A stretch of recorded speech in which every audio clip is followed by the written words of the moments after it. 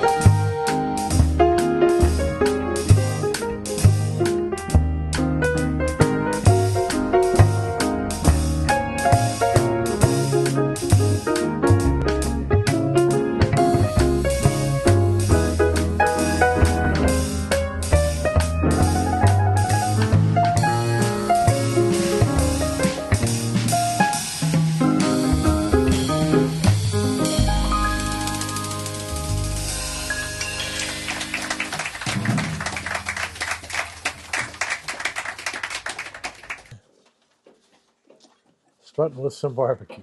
Yeah. Seldom played, but a great tune. Yeah, I looked it up. Tried to read about it, and I saw some YouTube versions. There's a version on YouTube you can find of Louis Armstrong and his band playing on the Ed Sullivan Show with a big group and playing it in a real Dixieland style. That was fun. Our next song, we're going to play a song skipping 50 years ahead to Horace Silver, who wrote a song that I don't think it's real characteristic of him. It's called Barbara, and it's a waltz, but it's a beautiful composition. We all like to play it. Ready? Barbara? You're ready. Okay. 2, 3, 1, 2, 3.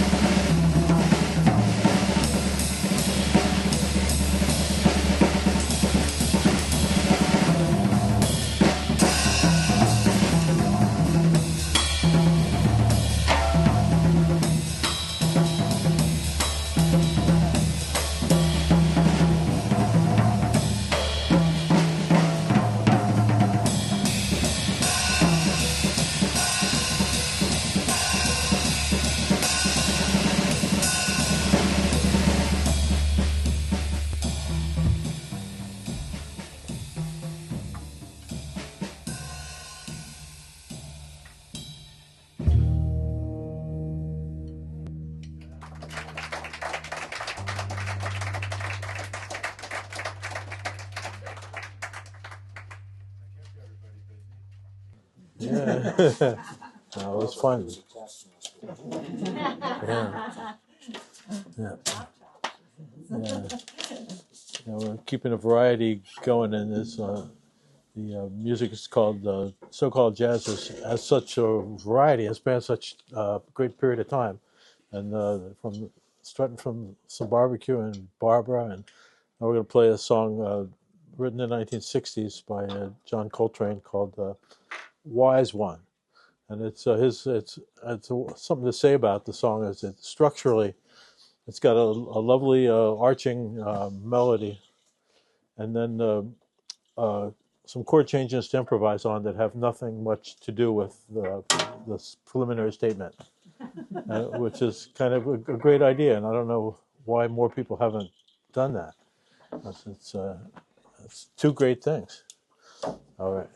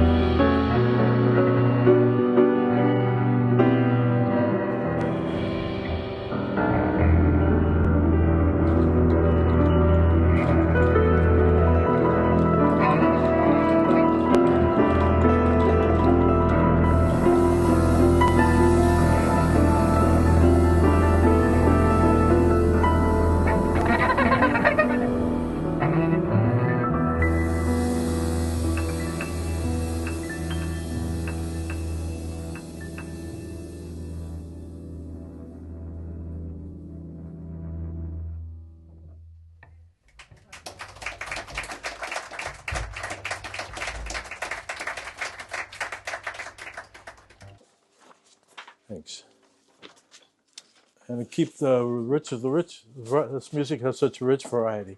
And we've got another tune that's I often like sort of like an old-fashioned tune. Lately, we've been playing every time a song by the composer Earl Zinders, who's one of my favorite composers. And he's not very well known. So I feel like I'm doing missionary work for Earl Zinders. I'm a champion for Earl Zinders. He's no longer living. He lives based in San Francisco, and he was a percussionist with the San Francisco Symphony for a good part of his life. I was lucky enough, for the forces of synchronicity. His daughter came to the bookstore one time, and I met her here. I've told the story too many times, but I'm still in touch with her, and so the song we're going to play is called "Lullaby for Helene," who was the daughter that I met, and I wonder how she. It's great. So she's 60 now. So the song was written for somebody that was 3 or 2. But it holds up really nicely. No, even if you don't tell the story, and it has one of these songs that it could have been written by Handel or somebody like it. So it's got a feeling that it doesn't feel like modern jazz, or not to me anyway. But it can be played in that kind of way. So after all that, we're going to play it. Lullaby for Helene by Earl Zinders.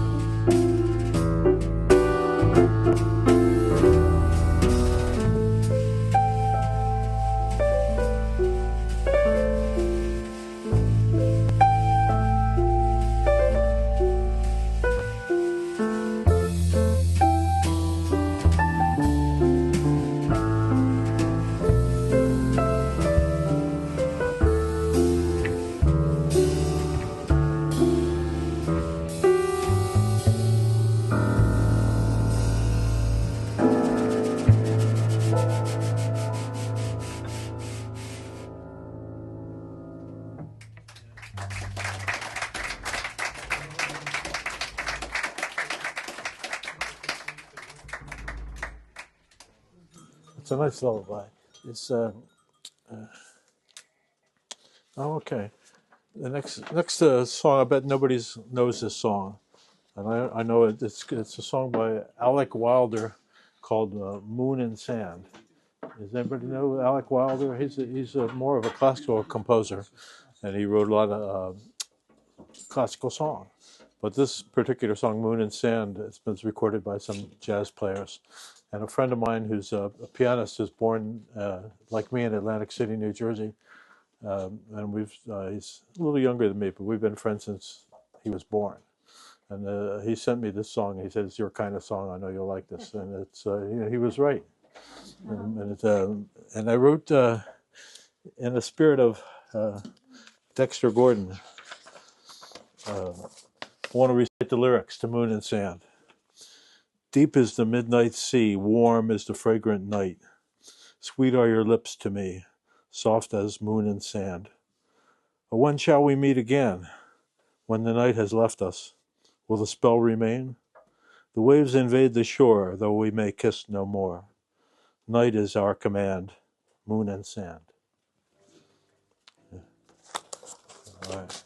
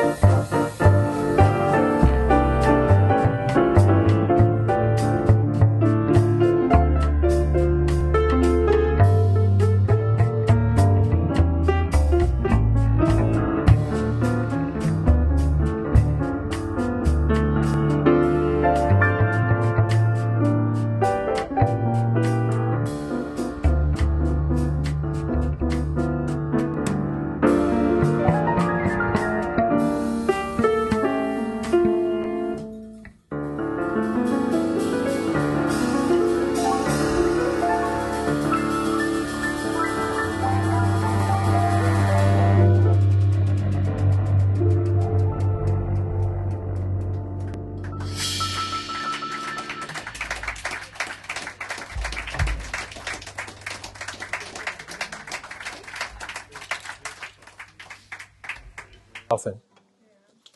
And we got one more song in this set, and say something about it.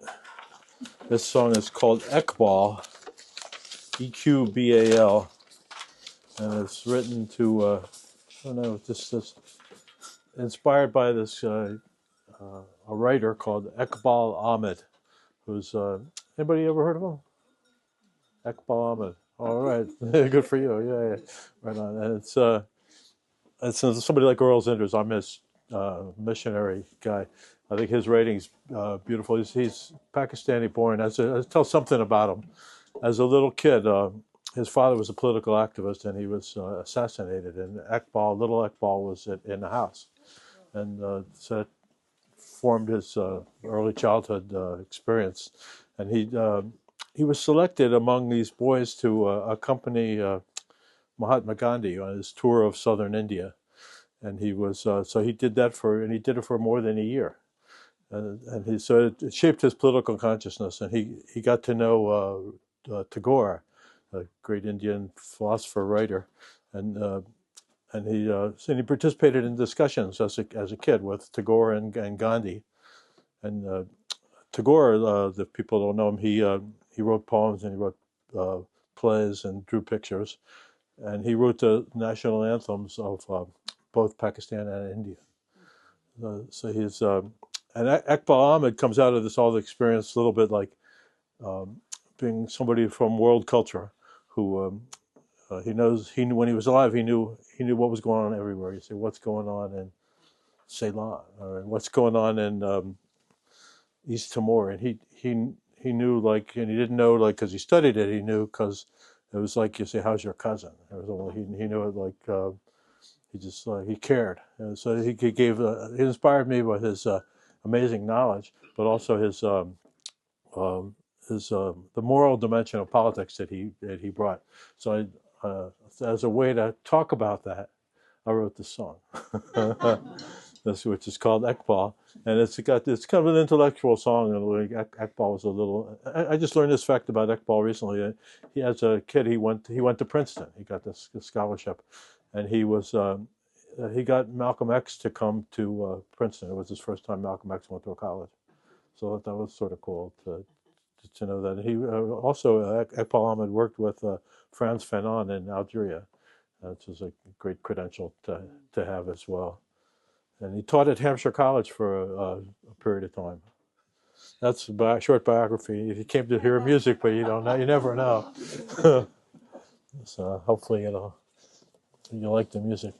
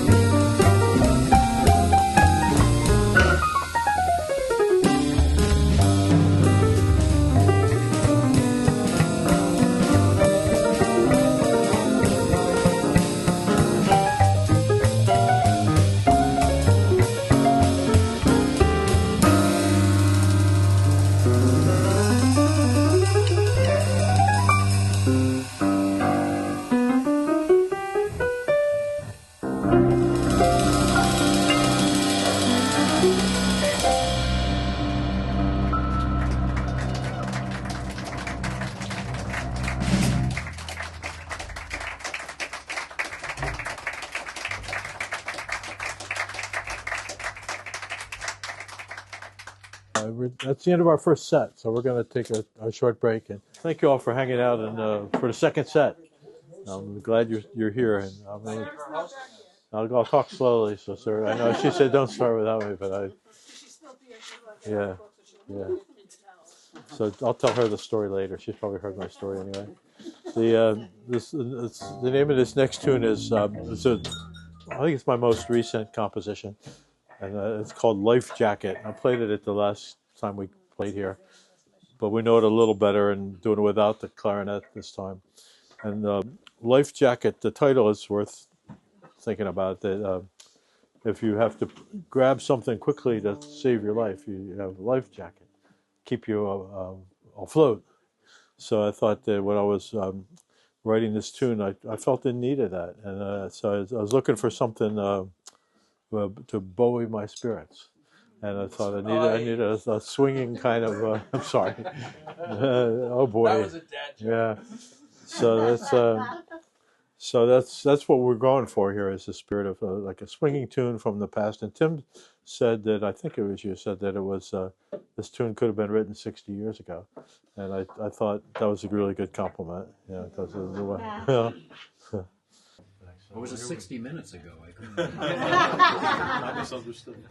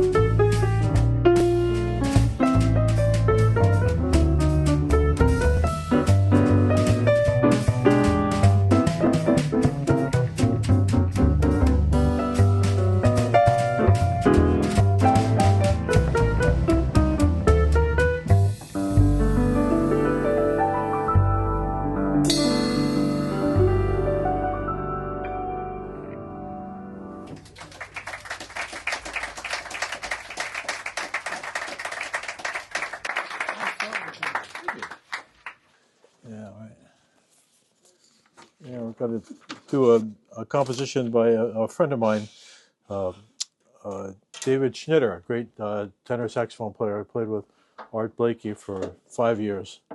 It's an all-time record for time spent with Art Blakey. And he's not well known enough, and I'm not quite sure why that worked out that way. But he's a great player, and this song he wrote is called "Blues for John," and I think it's for John Coltrane, but I'm not really sure. And it's a blues. So, ready?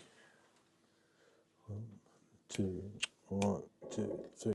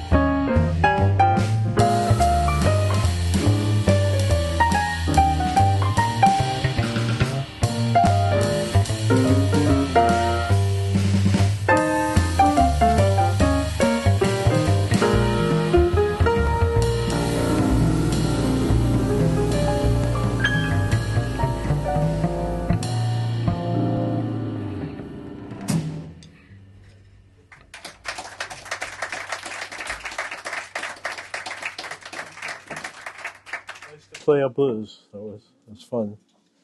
We got oh yeah, we never come to the. There's another thing we started doing lately is giving each other a chance to play complete solos. So we're gonna. I didn't say enough to Peter Concilio. Probably everybody knows him, so it's hard to introduce people. But he's lives in Heartland and has has had a big career playing music and also uh, teaching film and philosophy, and has been involved in many real estate and horseback riding, and has had a big, diverse career. And I feel lucky that we get together at this part of our lives and get to play. And it's been a big, uh, Jazz festivals? what's that? Jazz festivals. Yeah. Oh yeah, that's right. The Yeah, Heartland Jazz promoting Festival. jazz festivals. Remember Yeah, that? yeah. That was fun.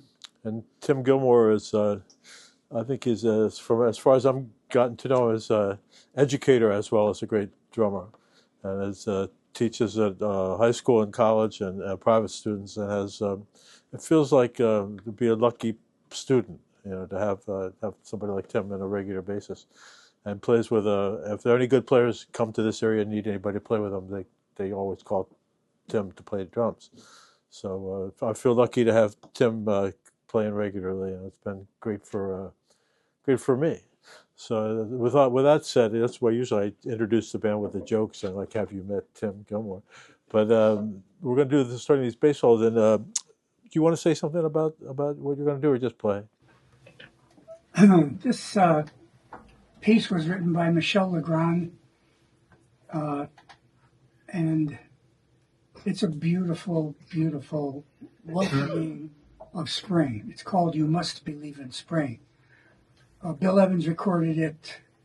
Michelle recorded it with Phil Woods, and I hope I can do it justice.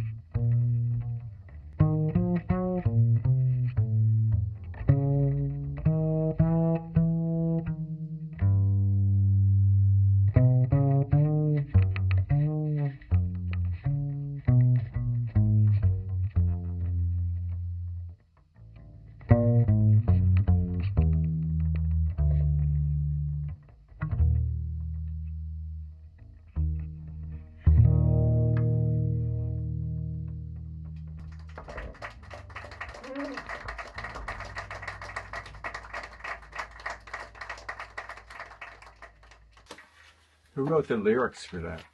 Lyrics? I don't know. But the lyrics, I would have read them, but they go on, and beautiful lyrics. They're online. You can find them online. I don't know what else to say about it. It's just a beautiful tune. Mm-hmm. We should welcome spring marches in 3 days. Thank you. I'm glad you did that. Thank you. The one I've chosen to play this song by Bud Powell called "Time Waits," and he recorded it once on Blue Note label and didn't. He did it very simply. He didn't take a long solo, so I'm going to try to do it in the same style as that. And it's I don't know. I don't know if anybody's. Yeah, I don't think I've heard anybody else play it other than Bud Powell, and it's a little bit complex, but not overly. So I'll play it for you now. Bud Powell is known for having a lot of technique and being able to play faster than anybody, and sort of like the Charlie Parker piano. But he also had, of course, had a deep sense of harmony. Yeah.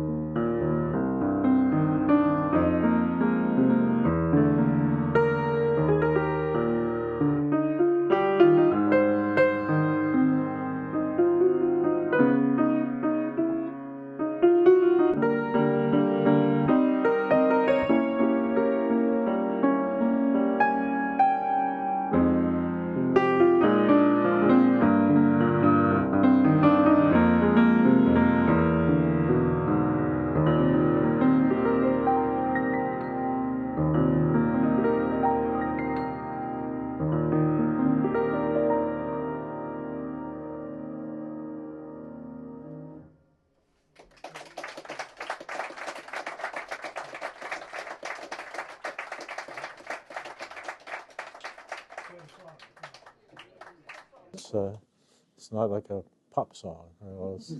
Yeah. Thank you. Says, what's our next? I lost my program. Yeah, drum solo. Now I'm going to suck all the pretty out of the concert. You want to say anything about it? Yeah, well, I hadn't predetermined until just now, sitting there listening to the two of you play, what I was going to do. Had a couple of ideas, so kind of what I am going to do is I was so fortunate that I've had many great teachers, but two incredible teachers in my life. One was the late great Alan Dawson, who played with the Dave Brubeck Quartet and just about every jazz. I just recently saw a video I had never seen of him playing with Bill Evans in the '60s. That was amazing. Played with Sonny Rollins, and then I got to spend a week with another idol of mine, was Max Roach. So decided I'm going to do a little tribute to both of my mentors, and I'll call this For Max and Alan.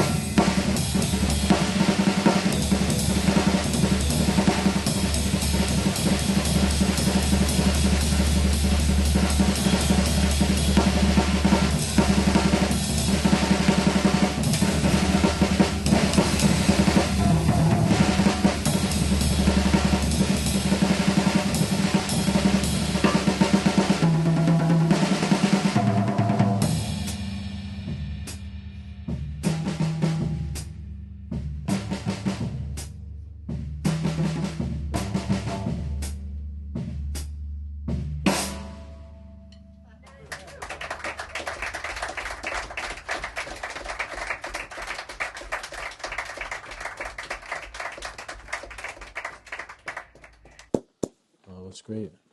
Thanks. I was reminded when you were playing that, I had this friend who played the drums. I remember Don Hesterberg. Some people here know him.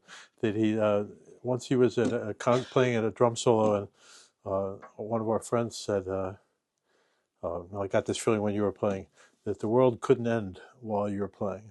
And a nice thing to say. And luckily, it hasn't. Well, we got one more tune we're going to do called that I wrote a long time ago, called Galaxy Trill, and it's a little bit of a joke because there's a local place called Galaxy Hill, and it's but it's got a lot of trills in it, and it's has a galactic feeling, and it comes from the harmonic progression is from a Miles Davis tune called "So What," and also John Coltrane wrote a song called "Impressions" that use the same chord changes, and they're very, very simple, not too much harmony. So there's space for rhythm and melody, more space, and that'll be our last song.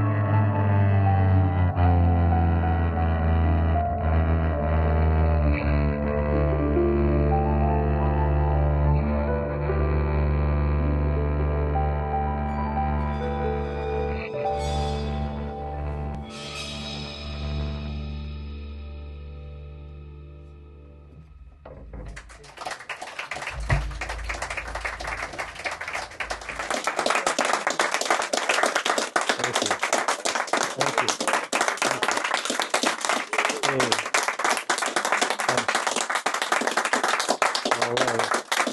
Thank you, audience. Stand up for the audience. No, it's fantastic. Thank you, everybody. Thanks for coming and listening and helping keep the music alive.